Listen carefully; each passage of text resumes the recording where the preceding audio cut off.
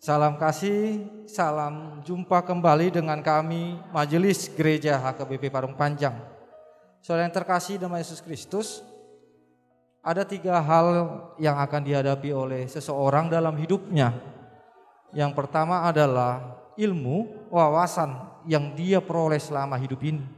Yang kedua adalah yang namanya iman, mempercayai akan segala sesuatu berdasar keyakinannya dengan Tuhan.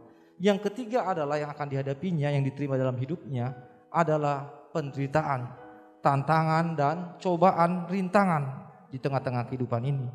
Yang menjadi persoalan adalah ketika penderitaan datang, apa yang dipakai oleh seseorang untuk menghadapinya. Karena jika dipakai ilmu, banyak orang-orang pintar yang tidak bisa menghadapi persoalan hidupnya menjadi putus asa dan bahkan bunuh diri. Oleh sebab itu, kita pasti semua menerima yang namanya ilmu, kepintaran. Tetapi untuk hal menghadapi yang namanya pencobaan, penderitaan, tantangan, perlu ada yang namanya iman kepada Tuhan, sehingga kita dikuatkan.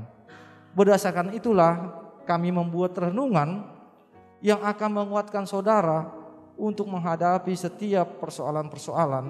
Dan biarlah melalui renungan ini saudara boleh menemukan jawaban-jawaban yang Tuhan berikan kepada saudara menghadapi setiap persoalan-persoalan kehidupan. Selamat menikmati renungan yang disampaikan oleh majelis gereja ini, dan biar renungan ini menjadi berkat bagi kita, bagi gereja kita juga. Amin.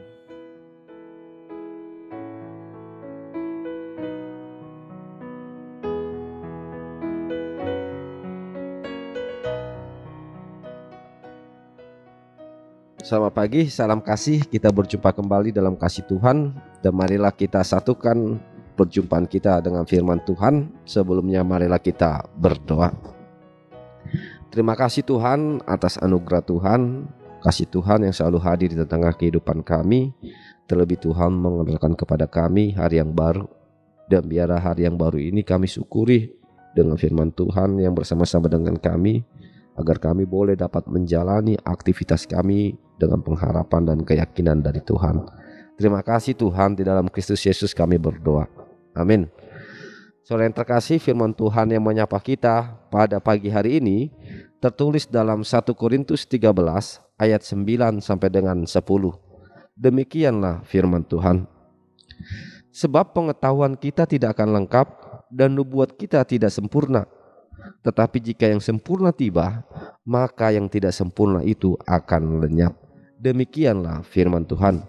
Saudara yang terkasih, kita mengetahui bahwa Tuhan menganugerahkan kepada kita talenta yang beragam-ragam dalam hidup ini. Ada yang bertalenta atau berkarunia dalam bahasa roh. Ada juga yang bertalenta atau berkarunia dalam hal berdoa. Dan juga ada hal juga karunia dalam hal kepemimpinan dan dalam hal yang lainnya. Yang semua talenta itu dikaruniakan Tuhan kepada kita orang percaya. Yang menjadi persoalan kita adalah bagaimana kita melihat yang dikatakan oleh Rasul Paulus dalam 1 Korintus 13 ayat 9 sampai 10 ini, di mana Paulus mengingatkan bahwa segala sesuatu talenta karunia yang kita peroleh adalah sesuatu yang sementara atau yang tidak sempurna. Oleh sebab itu Paulus mengkritik bagaimana orang-orang Korintus merasa di dalam karunia-karunia yang mereka peroleh, mereka menganggap dan jatuh ke dalam suatu hal, yaitu kesombongan. Sehingga Paulus mengingatkan bahwa talenta-talenta itu hanya bersifat sementara, menunggu sang sempurna datang. Dalam perikop kita kali ini, di mana Paulus mengingatkan bahwa hanya ada satu yang sempurna, yang kekal, yang akan hadir di tengah-tengah kehidupan kita, yaitu perikop 1 Korintus 13 ini berbicara tentang kasih. Kasihlah yang menjadi sempurna di tengah-tengah kehidupan orang percaya, melebihi karunia-karunia yang diperoleh dari Tuhan. Dan kasihlah yang menggerakkan seseorang untuk dapat berbuat sesuai dengan apa yang diperintahkan oleh Tuhan. Sehingga saudara yang terkasih, dalam hal ini marilah kita menegakkan yang namanya kasih melebihi dari karunia-karunia yang kita peroleh dari Tuhan. Karena melalui kasihlah segala sesuatu dapat dipersatukan dan segala sesuatu bisa diperdamaikan. Karena di atas segalanya kenakanlah kasih sebagai pengikat yang sempurna di tengah-tengah kehidupan kita. Oleh sebab itu, nats ini mengingatkan kita, marilah kita menjalani kehidupan ini dengan dasar kasih yang paling utama di atas karunia-karunia yang kita miliki. Karena ketika kasih berbicara, maka segala sesuatu akan dapat mendamaikan kita dengan Allah dan juga mendamaikan kita dengan manusia. Selamat berbuat kasih di tengah-tengah sekitar kita, dan biarlah kasih inilah yang bekerja menuntun setiap langkah kita. Amin. Kita berdoa.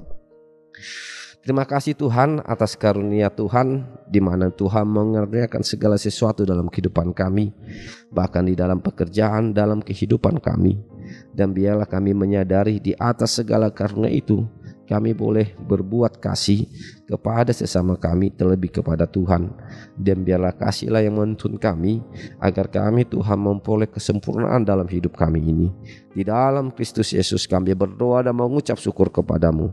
Amin.